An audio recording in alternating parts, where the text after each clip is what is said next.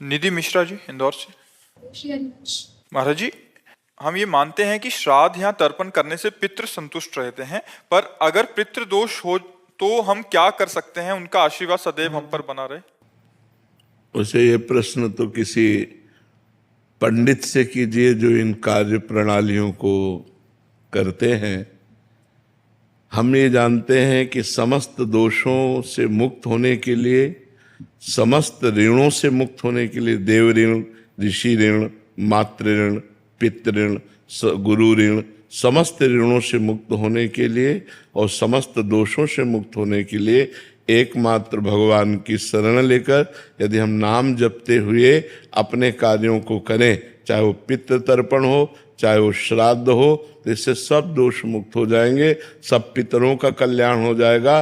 सात तरति सा लोकान तारयति, वो स्वयं तर जाता है, स्वयं तर जाता है, लोकों को तार देता है, जो अपने चित्त को भगवान में अर्पित कर देता है, जो निरंतर नाम जप करता है, भगवान की शरण में है। ये उपाय तो हम जानते हैं, लेकिन अब जो शास्त्रीय पद्धति से पितृ तर्पण श्राद्ध ये कभी करवाया नहीं है, बाबा जी रहे हैं, तो किसी आचार्य पंडित जो करवाते हैं उनसे पूछ लीजिए। और अगर सबका टोटल पूछ रहे हो कि कैसे कल्याण हो, तो एक उपाय है, सर्वधर्मान परित्यज्य मामेकम शरणम ब्रज अहम त्वाम सर्व पापेभ्यो मोक्षयिष्यामि मा शुचा। भगवान कह रहे हैं, राष्ट्रपति हैं, मुकदमा हार गए, फांसी की सजा हो गई, तो एक उपाय है, राष्ट्रपति माफ कर सकता है, दूसरा ले। तो भगवान अखिल ब्रह्मांडों के अधिपति हैं, उनकी शरण में होकर नाम जप किया जाए, सर्व मंगल हो जाएगा, सर्व मंगल हो जाएगा। तो इसलिए हमारे तो यही उपाय पता है।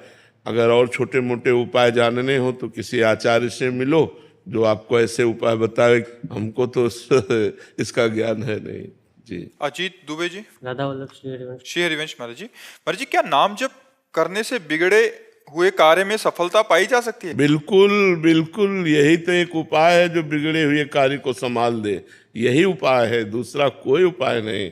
भगवान का नाम जब सब बिगड़ी बना देता है, आप जप के देख लो। लेकिन ध्यान रखो, बिगड़ा है 100 ग्राम और भजन है 1 ग्राम, तो अभी बिगड़ी नहीं बनेगी। जब 100 के ऊपर, 100 ग्राम के ऊपर भजन बढ़ेगा, तब आपको फटाफट सब कुछ बनता नजर आएगा। अब होता है कि हमारा पाप है 500 ग्राम और भजन 5 ग्राम है, मान लो हम मानते हैं आप करते हो, तो आपको अनुभव में नहीं आएगा, आनंद अनुभव में नहीं आएगा, क्योंकि जब तक संपूर्ण पाप नष्ट नहीं हो जाएगा तब तक भगवदानंद का अनुभव नहीं होता।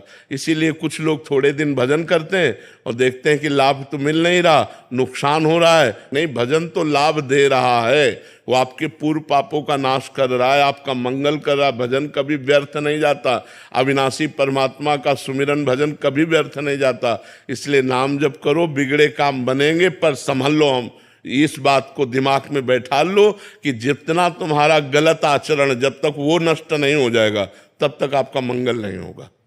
पुण्य कर्म के बस थोड़ा सुख आ जाएगा, पाप कर्म के फल दुख आ जाएगा, लेकिन जो मंगल है एक बार शुरू हुआ तो कभी अमंगल नहीं होता जीवन में। ध्यान रखना, अमंगल होते होते मंगल हो जाता है, दिखाई देता है ये अमंगल हुआ और मंगल हो गया। कई बार हमने कहा कि तलवार आएगी, वो गले तक और हार बन जाएगी, वो तुम्हारी गर्दन को नहीं काट, सीम की चाप सके को तासु बड़ रखवार रमापति जासु, पर इतने में तो हालत खराब हो जाएगी। बस उसी में हालत खराब ना हो तो वही भक्त है, वही भगवान का भक्त। बड़ी कठिन बात है ये, बड़े लीला बिहारी भी हैं, बड़े लीला बिहारी। हरी तेरी गति लखना पर है, सारा खेल उन्हीं का चल रहा है। ऐसे हो जाओ और भगवान का भजन करो तो निकल जाओगे। नहीं, ऐसी ऐसी समस्याएं, ऐसा प्रपंच, ऐसी माया की दुर्गति किए हुए जीव की दुर्गति की, थोड़ी थोड़ी सी इंच इंच जगह में भाई भाई को मारे डाला, थोड़ी सी वासना में पति पत्नी के बीच में मन मुटाव, पति पत्नी की हत्या, क्या क्या सब संसार में हो रहा है। अरे भगवान की शरण में हो जाओ, बुद्धि शुद्ध हो जाए तो बच जाओ, नहीं पता नहीं कौन सा पाप कहाँ करवा दे माया। और निरंतर नाम जप करो, तभी आनंद की अनुभूति होगी।